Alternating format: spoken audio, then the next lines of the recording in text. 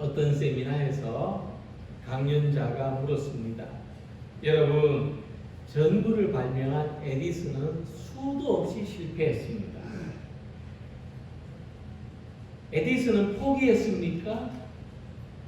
그러자 그곳에 모인 사람들이 대답했습니다. 에디슨은 포기하지 않았습니다. 강연자가 다시 물었습니다.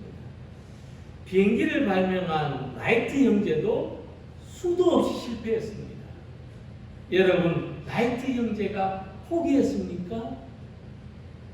그러자 또 청중들이 대답했습니다. 라이트 형제는 포기하지 않았습니다. 강연자가 또 물었습니다. 여러분, 그러면 맥키스트는 포기했습니까?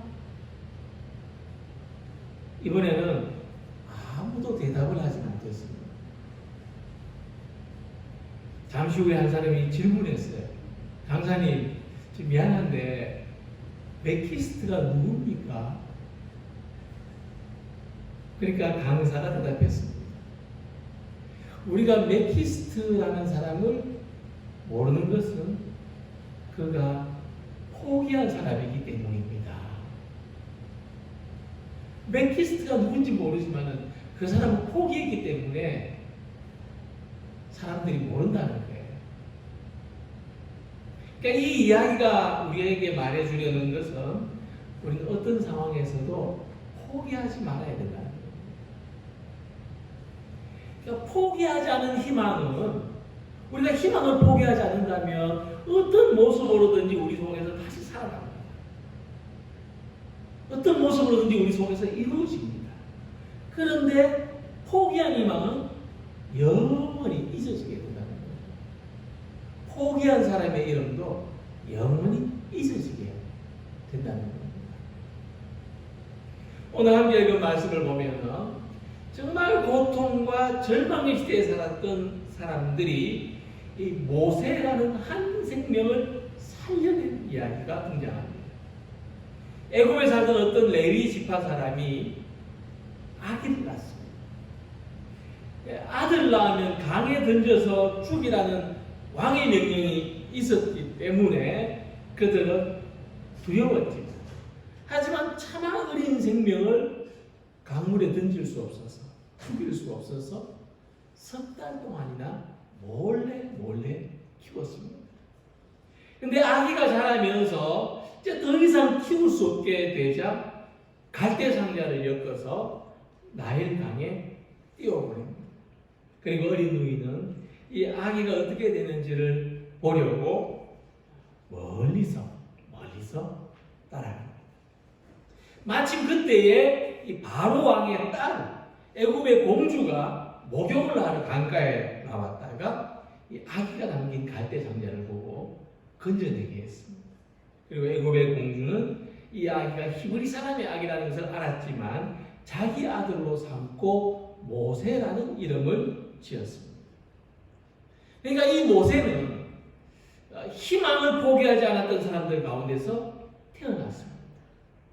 모세의 탄생, 그리고 모세의 그 어린 시절, 모세의 성장, 그 자체가 희망을 상징합니다. 그리고 모세는 희망 속에서 보호받았고 자라납니다. 그리고 모세는 하나님의 희망, 이스라엘의 구원을 이루는 사람이 됐습니다. 이 모세는 오늘 저와 여러분들이 가지고 있는 구원의 희망을 상징합니다. 우리 어떤 상황 속에서도 하나님이 구원하신다는 희망을 포기하지 말아야 합니다. 고통과 절망 속에서 구원의 희망을 지켜내려고 할 때, 또 이 구원의 희망을 우리 안에서 계속해서 키워나갈 때 하나님이 도우십니다. 오늘 본문의 말씀을 통해서 하나님께서 우리의 구원을 도우시고 우리를 구원의 복된 삶으로 인도해 주신다는 것을 믿고 소망하는 우리 모든 성도들이 되시기를 바랍니다. 이 모세의 부모를 보면 아기를 더 이상 숨겨서 키울 수 없을 때 갈대 상자를 엮어 끌어서 그 상자에 담아서 나일강에 띄워버립니다. 3절에서 이렇게 말씀합니다.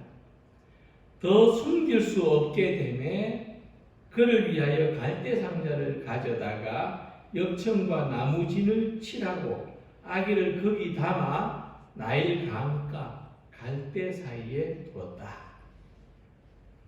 그러니까 이제 갈대 상자에 담기 전까지는 이 아기들 자기가 보호했습니다. 부모가 보호했는데 이제 갈대 상자에 담아서 나일 강에 띄우는 순간 이 아기가 죽고 사는 것은 사람의 손을 떠났습니다. 부모의 손을 떠났습니다. 이 갈대 상자에 띄워보낸 아기의 생사가 어떻게 될 것인가? 누가 이 아기를 건져줄 수 있을까? 아무도 예상하지 못합니다. 근데 놀랍게도 바로 그때부터 그 사건, 그 순간에서부터 하나님의 구원이 시작된다고 하는 것입니다. 오늘 하나님의 구원을 체험한 많은 사람들도 이제 내 손을 떠났습니다. 하나님 이제 나는 모르겠습니다. 하나님 죽든지 살든지 이제 하나님의 손에 맡깁니다. 그때부터 하나님의 구원이 시작되었다고 경험하는 사람들이 많은 것입니다.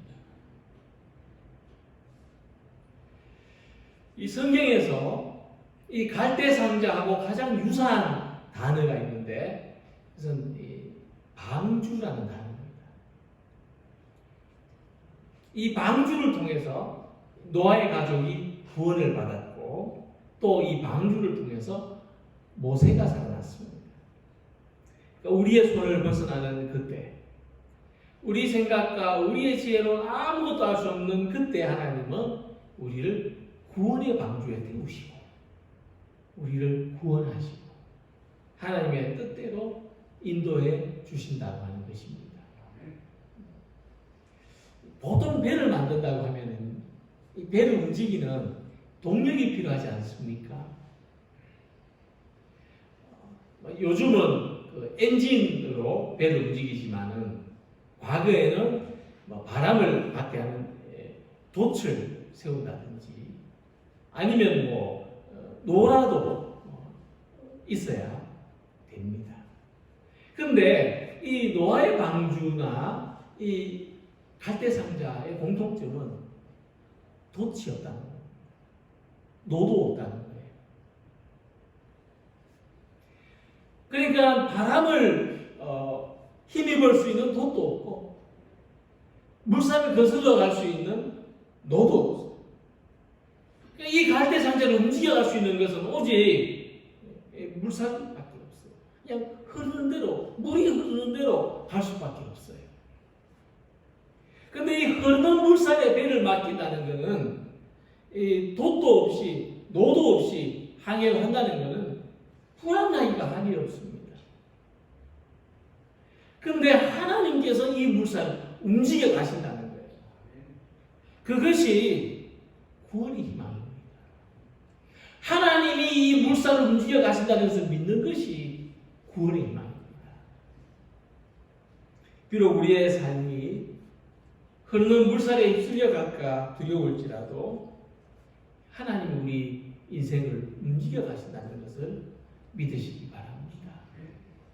우리 삶에 이 희망을 가지고 살아가시길 바랍니다. 자, 우리가 하나님을 신뢰해야 되는 것은 우리 힘으로 아무것도 할 수 없는, 우리로부터 어떤 것도 의지할 수 없는 상황을 만나기 때문입니다. 수학이나 과학의 공식은, 과학의 문제는 공식으로 풀 수 있지만 우리 인생의 문제는 해결하는 공식이 없습니다. 하나님께 맡기고 하나님을 의지하는 기도가 공식입니다. 하나님 말씀이 공식입니다. 그러니까 하나님의 말씀과 기도로 살아가시기 바랍니다. 이 기도와 말씀으로 움직이는 삶은 갈대상자와 같습니다. 방주와 같습니다. 어떤 물살에도 뒤집어지지 않습니다. 기도와 말씀으로 움직이는 삶은 그 방향이 틀어지지 않습니다. 우리가 할 수 있는 것은 기도하는 것, 말씀을 붙잡는 것밖에 없습니다. 기도가 우리 인생의 배를 움직이는 돛이 되게 하고 말씀이 이 세파를 헤쳐나가는 노가 되게 하시기를 바랍니다. 하나님은 우리 삶의 이 갈대상자를 잡아주십니다. 엉뚱한 대로 흘러가지 않도록 방향을 이끌어 주십니다. 우린 이것을 하나님의 섭리라고 고백합니다. 우리가 지나오는 삶, 우리의 인생을 잘 통찰해 보면은 내가 방향을 결정하고 내가 선택해서 살아온 것 같지만 거기에는 하나님의 간섭하심이 있었다는 거예요. 하나님이 방향을 틀어주셨다는 것이 있었습니다. 우리가 이 움직이는 배 안에서 아무리 달려간다 할지라도 이 배보다 빨리 나갈 수는 없지 않습니까? 거센 물살에 움직여갈 때 우왕좌왕하기보다 하나님의 섭리를 의지하시기 바랍니다. 예기점 인생의 암초에 부딪힐 때는 이게 하나님께서 다른 방향으로 가게 하시는구나 생각하고 의연하시기를 바랍니다. 물살이 잔잔해지면 좀 쉬어가게 하시려는구나, 좀 천천히 가게 하시는구나, 이렇게 받아들이실 수 있길 바랍니다. 이것은 우리 삶을 하나님께 맡기는 태도입니다. 하나님이 인도하시는 방향대로 갈 수 있도록 기도와 말씀을 붙잡고 살아가는 우리 성도님들이 되시기를 소망합니다. 이 아기를 담은 갈대상자가 오직 물살에 의해서만 흘러가는데 이 지리 정보를 보면 나일강의 총 길이가 얼마냐 하면은 약 6,550km 정도가 됩니다. 엄청나죠? 근데 만약 이 모세가 담긴 이 갈대상자가 나일강을 따라서 끝없이 흘러가고 그때까지 무사히 간다면 이 갈대상자는 아프리카 북부를 통과해 갑니다. 그래서 어디까지 가냐면 지중해까지 가게 됩니다. 거기에는 아주 큰 폭포도 있습니다. 그러니까 모세의 누이가 이 갈대상자가 동생을 태운 이 갈대상자가 염려가 돼서 따라 움직였지만 이 아프리카 대륙을 가로질러 갈 수 있겠습니까? 거기까지 따라갈 수 있겠습니까? 사람의 생각으로는 도저히 못할 일입니다. 근데 마치 바로의 딸이 목욕을 하러 나일강에 나왔다가 이 갈대상자를 발견하고 그 속에 있는 아기를 데려다가 자기의 아들로 삼고 키우는 놀라운 기적적인 일이 일어납니다. 바로 그때 그곳에 하나님이 사람을 보내신 겁니다. 그래서 우리 삶은 이 갈대상자에 담긴 모세의 삶과 같습니다.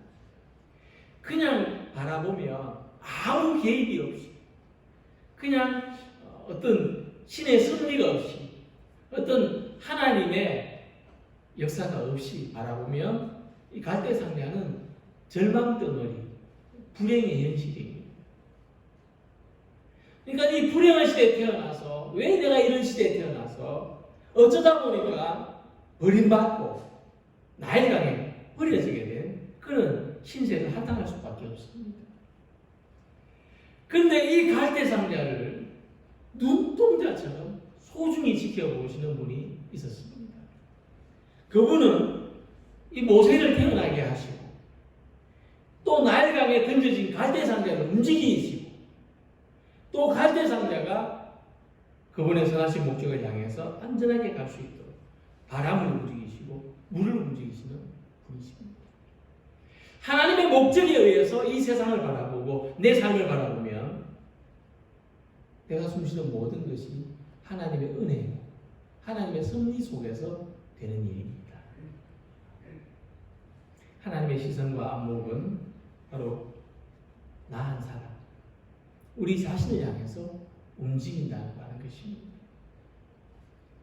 하나님의 형벌과 같은 고난 속에서도 하나님의 선한 목적을 가지시고 하나님 우리 삶을 움직이신다는 것을 믿으시기 바랍니다. 내가 생각하기에 왜 내게 이런 삶을 허락하시는가 원망스럽고 불평스럽기도 하지만 하나님은 이 모든 것 속에서 하나님의 선하신 목적으로 우리를 움직여 가십니다. 사도행전 1장 6절에 보면은 그들이 모였을 때 예수님께 질문했습니다. 주께서 이스라엘 나라를 회복하심이 이때입니까? 주님 이제 우리를 회복하시려고 합니까? 하나님이 언제 구원하십니까? 하나님이 구원하시는 그 때와 장소는 어디입니까? 이스라엘 백성들이 겪는 고난의 역사에서 이 질문은 빠지지 않았습니다. 그들은 정말 지금 당장이라도 하나님을 만날 수 있다면 하나님 우리를 구원하실 때가 언제입니까? 우리를 구원하실 곳이 어디입니까? 그들은 질문하고자 했습니다.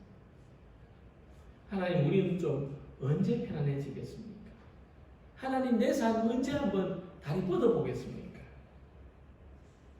이런 질문 우리가 다 가지고 있습니다. 어떻게 보면은 우리 한 사람 한 사람은 갈대상자입니다. 우리가 각자의 갈대상자에 실려져 있습니다. 태워져 있습니다.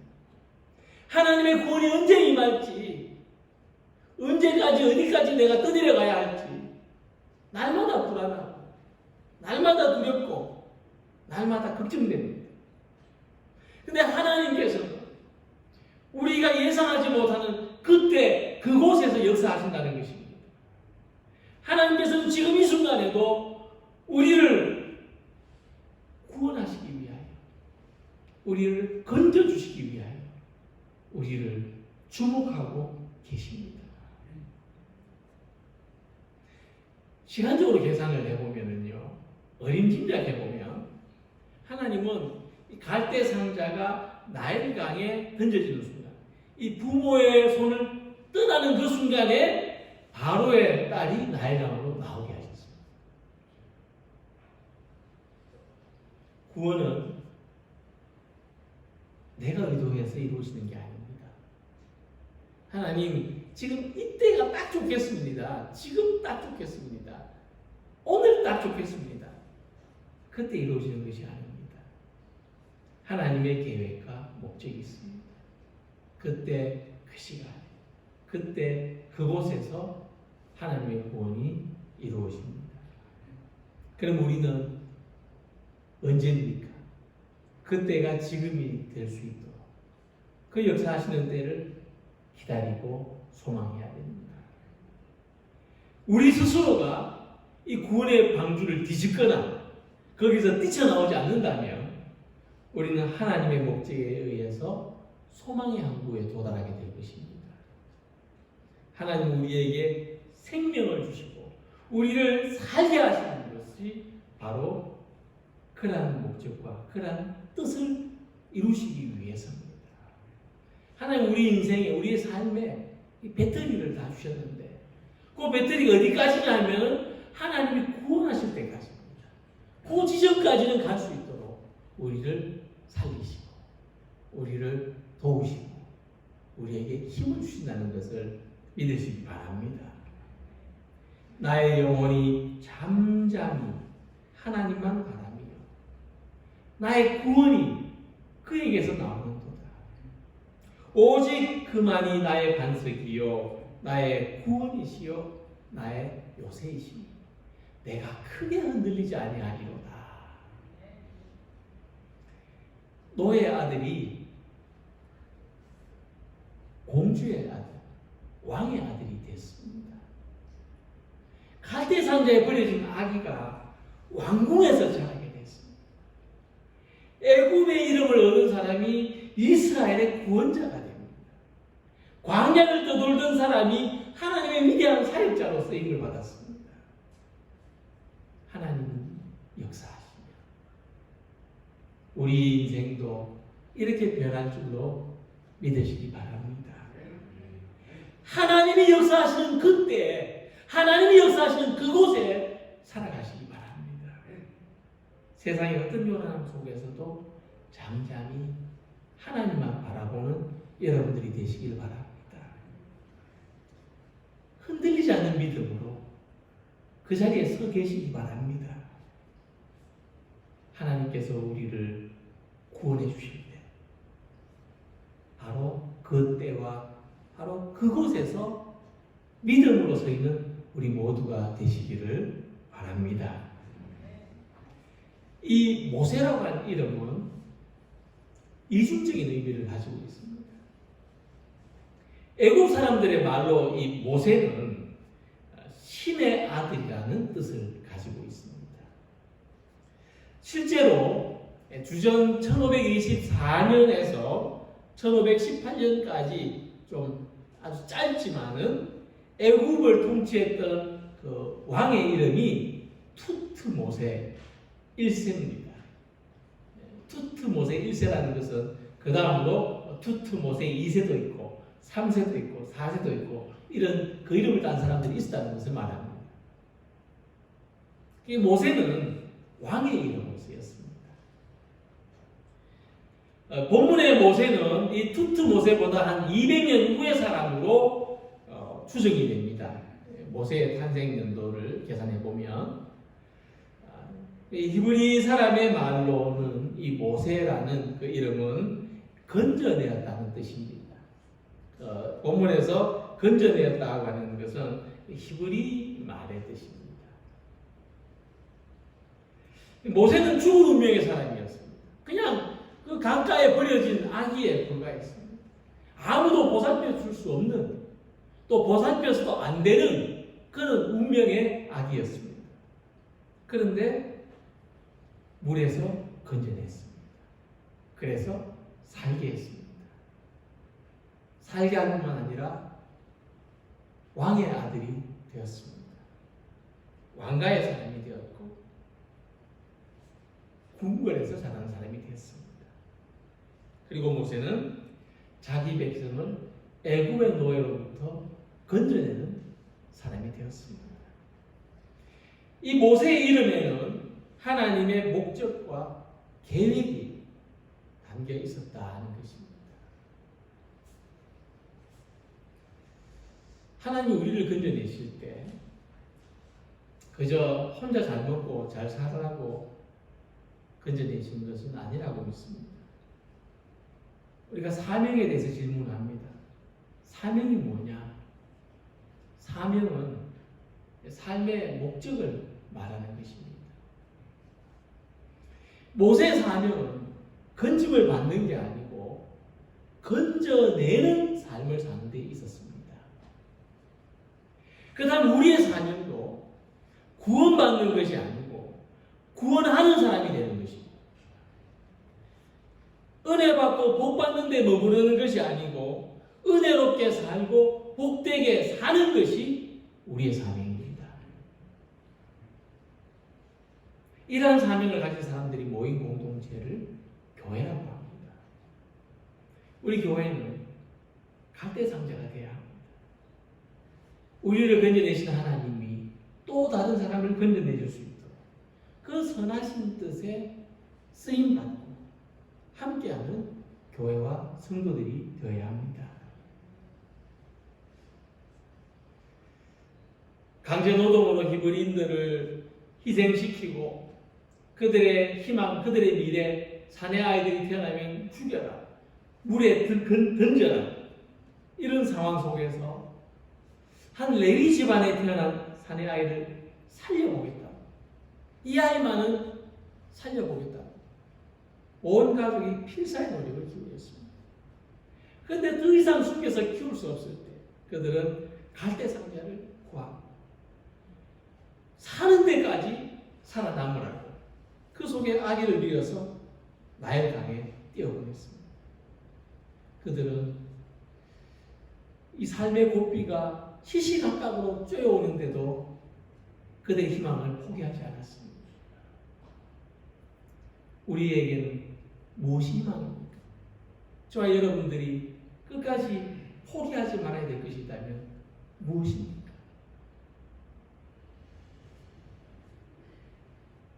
우리는 하나님의 구원을 희망해야 됩니다. 우리는 하나님의 구원을 포기하지 말아야 합니다. 하나님께서 구원하신다. 우리 삶의 모든 상황으로부터 우리 자신을, 우리 영혼을, 우리의 아름다운 관계, 우리의 공동체, 우리의 교회를 구원하신다. 이 희망을 포기하지 않는 저와 여러분들이 되시길 바랍니다. 우리는 이 모세를 살려낸 갈대상자가 되어야 합니다. 세상의 음악 물결이 이 믿음의 불씨를 꺼뜨리지 않도록 서로를 지켜주고 서로를 살펴주고 서로에게 보호가 되는 이 갈대상자의 사명을 다하는 우리 모두가 되시길 바랍니다. 모세는 버림을 받고 던짐을 당했지만 하나님께서 건지시고 하나님께서 보살펴 주시는 삶을 살았습니다. 그러므로 우리 또한 이 세상에서 버림받은 것 같고 이 세상에 던져진 것 같지만 하나님이 건져주시고 하나님이 보살펴 주시는 것을 믿고 살아가시기 바랍니다. 그리고 이제 우리가 다른 사람들을 건져줄 수 있고 다른 사람들을 보살펴 줄 수 있다면 더 이상 바랄 것이 없습니다. 그것이 우리의 사명이 되기를 원합니다. 오늘도 이 구원의 희망을 가지고 세상의 거센 문제를 향해서 나아가는 저와 여러분들 우리 모두가 되시기를 주님의 이름으로 축원합니다. 기도드리겠습니다.